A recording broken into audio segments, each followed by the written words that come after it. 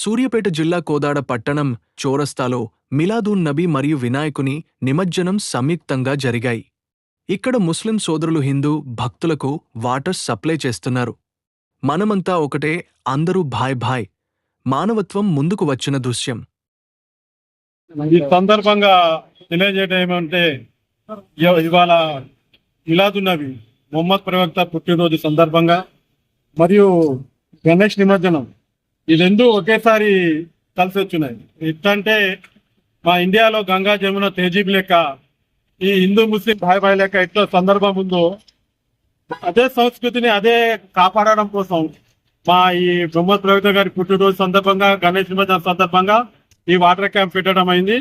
ఈ సంస్కృతిని ఇట్లే కాపాడడానికి మేము కూడా మా తరతరాల నుంచి వస్తుంది. అలాగే ఇదే సంస్కృతిని కాపాడడం కోసం ఈ వాటర్ క్యాంప్ పెట్టడం జరిగింది. అంటే ఇప్పటికీ దరిదాపులా 30-40 వినాయకుడు విగ్రహాలు పోయినాయి. బాజాప్తా దాంట్లో ఒక్కొక్క దానికి వచ్చేసి 50-60 మంది ఇప్పటికి వచ్చేసి 30-40 క్యాన్ల వరకు వాటర్ అయిపోయింది. అరటికాయలు పంచడం జరిగింది. ఈ సందర్భంగా ఏంటంటే అందరికీ హిందూ ముస్లిం భాయ్ భాయ్ అదే ఐక్యత కాపాడడం కోసం ఈ వాటర్ క్యాంప్ పెట్టడం జరిగింది.